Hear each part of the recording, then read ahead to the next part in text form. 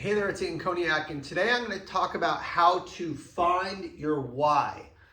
And when you have a strong why, it's very easy to show up every day and do the hard things. In other words, when you keep your fire burning inside of you, when you have a very, very clear sense of purpose, sense of direction, and why you need to show up, the how is just going to figure itself out, okay? When you start with why, the how will reveal itself through, really things that come to you and opportunities that present themselves. And it's all about, again, keeping the fire burning inside of you, because from that place of deep energy, deep commitment, good things just happen, and they always do. But when you don't have clarity of purpose, when you're just going through the motions, when you're just showing up every day and you really don't have that deep internal drive, it feels like a fight. It doesn't feel easy to go out and do the hard things. Whereas from that place of like deep motivation, deep intrinsic purpose, and when you have that fire burning, everything flows. So the key to success in sales, I said this a lot, there's a lot of keys, but one of the major keys, if I think about the thing that I do every single year and maybe multiple times a year, is I always dig deep. When I find myself unmotivated, when I find myself kind of in a rut mentally, it's usually because I've lost my clarity of why I'm showing up. And that when I go back and pause and really reassess and come out with something that really does drive me, that's when all the results follow suit. So that's why it's key to start with why. That's a famous book by Simon Sinek. And today I'm going to talk about how to find your why and what a good why looks like. So let's just give you a couple examples. In order to really have a strong why, you want to have emotion behind it.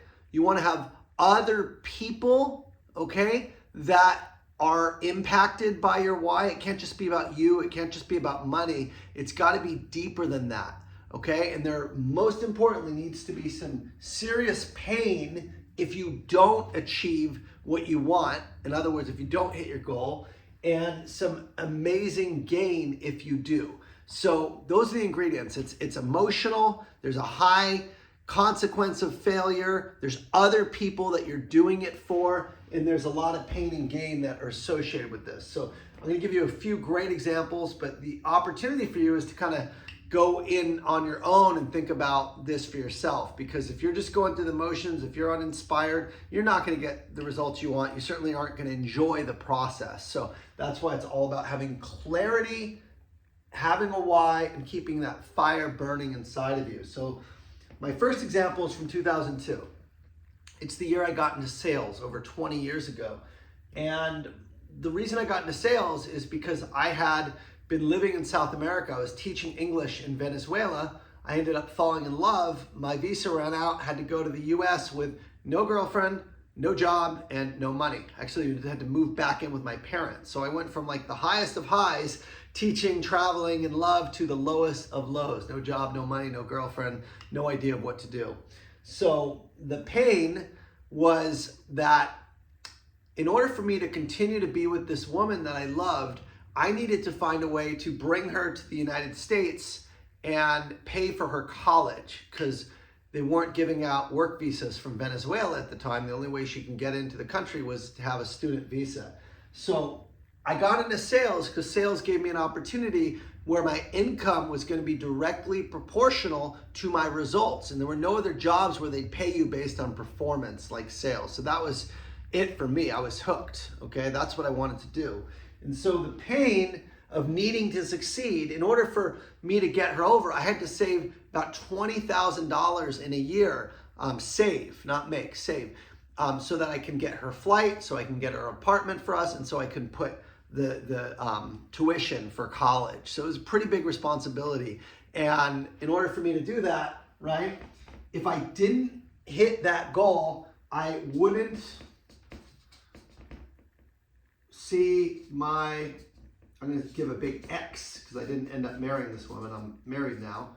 But I wouldn't see my ex-girlfriend. I wouldn't be with her. There was a whole lot of pain. At the time, I was deeply in love, and I wanted to be with her more than anything. So the pain is I wouldn't get to see my ex-girlfriend. Big pain. The gain, right, is obviously the opposite of that, right? I'd be able to be with my girlfriend. The story did not have a happy ending, but it did have a great ending in that it got me into sales and I never looked back. So that's an example. That's what drove me every single day. I was thinking, you know, I started in copiers. I had to go door to door in Koreatown selling copiers up and down buildings, getting chased out by security, getting parking tickets. It was miserable. It was harder than anything I'd ever done. And every day I'm just like, I want to see my girlfriend, got to do it, I'll do whatever it takes. And sure enough, I got so much reps, I got so much practice that I ended up doing really, really well because I was just so persistent and driven, and I got just a lot of experience in a very short amount of time because of the volume of activity that I did. That was a more transactional role. So volume did lead to results. It was just a numbers game. So I ended up getting her in within 1 year, brought her from Venezuela, and yeah, well, she cheated on me, so that wasn't a good ending to that. But the good news is I got really good in sales, and it helped me to get a wonderful sales career. So that was the pain in the gain, which made me withstand the hardest year of my sales career, going door to door selling copiers. So that's one example. I'll fast forward. There's a lot that kind of happened in between, but let's just say 2002 to 2013 were years that were filled with addiction, that were filled with wild parties. I wasn't exactly a model, you know, citizen for sales. I was definitely part of that bro culture and was work hard, play hard. Definitely not proud of it, but part of the reason, you know, that I had the struggles during that time is I didn't have that clarity on why I was working so hard, okay? So that's really, really important. You could still perform, but without clarity, right? You might make the money, you might do well, but you could blow it all like I did, right? On stupid shit, or you just might work hard, play hard. It's like my whole existence is just to make money. What's this all for? So again, that's why there's a big gap here, because yes, I did well during those years, but I certainly didn't have a deep, strong why. It was just ego-driven, to be the best, to be number one, to make a lot of money, which ended up leading me to a path of addiction and choices that I'm not proud of. So that's why I teach what I do now, is because now I have a much deeper understanding of why this is so important. So let's fast forward to 2017, okay? I'm coming off 2014 to 2016. I missed my quota 3 years in a row. It was the most painful time of my sales career, because I had had tremendous success from 2002 to 2013, 11 years of really succeeding. Then I get to Salesforce, in the transactional selling skills that made me really, you know, a lot of money and a lot of success at Rico did not apply to tech sales, did not apply to Salesforce. So I get here, I think I'm hot shit, miss my quota, think I'm hot shit, miss my quota again, change territories, go to commercials so I have more at-bats, and still miss it. The last year by only 5%. I ended up finishing 95% of plan, but it was still missing it. And that was the year that was the most painful, because I'd done everything in my power. I had changed teams, I had gotten more at-bats, I had a good territory, a good manager, and I still missed it. And I remember looking at myself January 31st, 2017, last day of the fiscal year, and I was just like, never again. I had a pulsing migraine. I felt like an abysmal failure. I didn't even recognize myself in the mirror. It was like I was a different person, because my whole identity was wrapped in being a performer. And here I was now 3 years in a row where I wasn't performing. So it's like I didn't even know myself anymore. Keep in mind, again, I was deep with addiction during this time. But what I did feel was immense pain. The pain of failure. The pain of not knowing who I was, the pain of, if I only had my sales, if I was only about my sales, because I was so driven by money and achievement at that time, and I had this massive pain of failure, okay? All I knew at that moment was I never, ever, ever want to feel this way again. This is the most painful I've ever felt. That migraine, staring at myself in the mirror, I had a ringing in my ears, and it was like, who is this person? Who are you? And I didn't know myself anymore, because my identity had been so wrapped in being this top performer.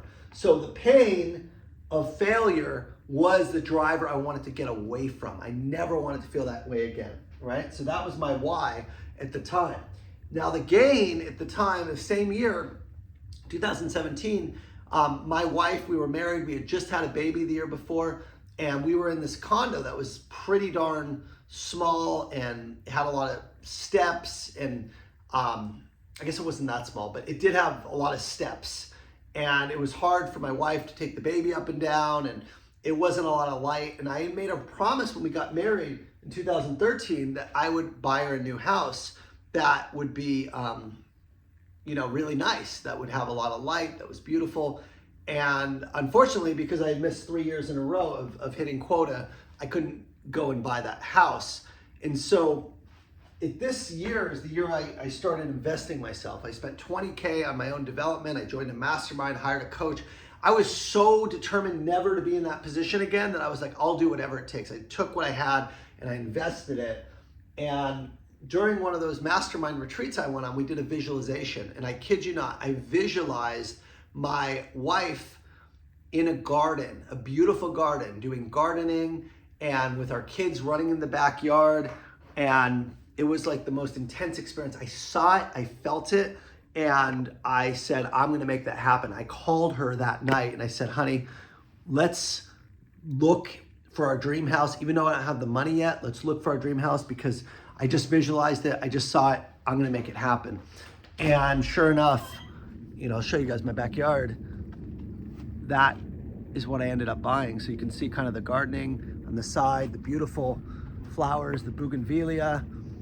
It is, I'm not kidding, it is to a T what I visualized during that meditation, during that exercise in 2017. And at that point, I had a very, very strong gain. In other words, I wanted to fulfill my promise of getting my wife a dream house. Because if I failed again, we'd have to move out of LA. We'd have to move somewhere else where we could afford a house. I didn't want to leave LA. I like where I live. So it was the pain of failure and it was the pain of having to move, right? And the gain was to buy my family our dream house. Super emotional, right? Definitely about another person, provide for my family, bring my girlfriend, right? For me, being a provider is a part of my identity. I take pride in being able to provide for my family. It's my deepest, deepest why. So both of these were kind of tied to that. That year, needless to say, I finished #1 at Salesforce. I made a really good amount of money, and I made our chairman's club, got to go to Monaco with all the senior leaders. It was my best year. I finished 350% of quota. So we ended up buying this house a year later. It fulfilled the promise. We were in the other house for 5 years. I bought it 2018, and we're still there, and we're super happy. So that was the second example. Fast forward 2 years later, it was actually December of 2018. So about 2 years later, I came off like 2 massive years at Salesforce, and I get stuck on a roller coaster. And I'm hanging upside down for 30 minutes, 180 feet in the air, staring at a drop with just like this little harness below me. We're literally staring like that. It was absolutely horrifying. If you want to see footage of it, go to my YouTube channel, hit shorts, and it's titled Why I Started My Coaching Business. I made a video about it. But needless to say, when I was up there, I started praying. I said, God, please get me down. My whole life flashed before my eyes. I thought about my child. I thought about my family. I thought about literally all the things I hadn't done. And there was one epiphany that came to me, one realization hanging up on the roller coaster. And that was, I had been greedy and selfish my entire life. All I had been doing was using my gifts to pursue making money. My entire life was all about money. It was about status. It was about, being the very best. And what I realized is that I had kept all of my gifts to myself. I actually hadn't helped other people. And there was this like crazy, just like feeling of massive regret. Like if I died in that moment, if the coaster would have fallen, or if I would have been hanging off the side, for my life, then my life would have been wasted because I was selfish. And that became my why for starting my coaching business, right? I didn't want to die without leaving an impact on the world. And that's the truth. I didn't want to die without helping others, okay? And then my gain was I wanted to leave a legacy and serve other people. And that's really what it came down to. So in 2019, that year, I started to post videos on Instagram. And all I wanted to do was help other people. So every day I posted a video purely based on service. I didn't have a product, didn't coach, didn't do anything. It was just more like, hey, whatever's inside of me, I want to get out and I want to teach the world and help the world and just give back what I had. Well, needless to say, that evolved into a coaching business, a newsletter, a YouTube channel, all this stuff, wonderful blessings that I have now. And it all started with having a heart to serve and, more importantly, wanting to actually help other people, because if I died, I would have literally kept, the blessings that I've had to myself. And it was just like the biggest pain ever, the pain of not having meaning and purpose in your life, right? And I can't tell you how many times I repeat this pattern over and over again. It's an annual thing for me. These were kind of three major catalysts in my life and my sales career, but the key to success every year after year after year after year is always reset your why, okay? It's not the same reason. Don't make it about the money. Make it about what you can do with the money, AKA bring my girlfriend, ex-girlfriend to the US, buy a dream house for my wife, right? Be able to leave a legacy, start a business. Most recently, in 2023, I just bought a beautiful home in Lake Arrowhead. Okay, and part of the reason I did that is to share it with my clients, share it with my family. I'm not Airbnb-ing it. I certainly could make money there, but I want to use it for everyone, for our family, for friends, for gatherings. And that's kind of what we're doing now. And it's going to be our retreat center for Untap Your Sales Potential. So that was a deep motivation. I was literally thinking about how I could create abundance and beauty in the lives of my kids and in, the people that are going to be with me on this journey of becoming their best selves. And that was enabled me to grow my business now to over $2 million this year. And we'll be an Inc. 5000 company. It's all about service. And again, it's continuing to evolve. Now for me, it's more spiritual. It's about more helping people not just untap their full potential and be the best they're capable of, but also change, right? Overcoming things like addiction or, being, maybe not as present of a parent or a partner they could be. Like, the stuff I coach is very personal because, again, you can't, even if you're successful in sales, if you're falling apart in the process or neglecting those you love or compromising your integrity like I was, right? It's not worth it, right? It doesn't mean anything if you can't look yourself in the mirror and be proud of how you show up every single day.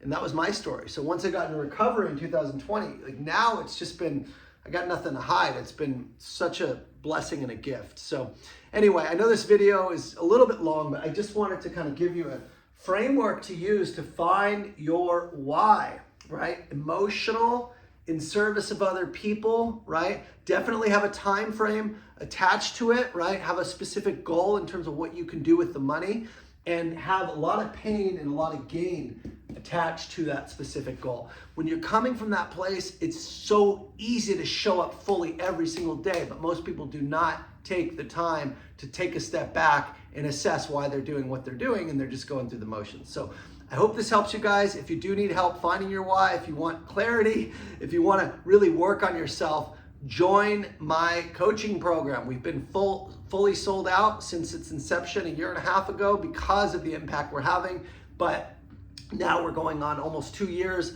There are people coming up in the program for their graduation. A lot renew, some don't. So if you're interested in joining, I'll leave a link below this. You can book a call with my sales team, share where you struggle, share where you need clarity of purpose, share where you need help. And if I'm a good fit, if my story resonates, any of it, I'd love to work with you and support you. So I'm signing off. Go to be with my family. I'll see you guys next week. Cheers.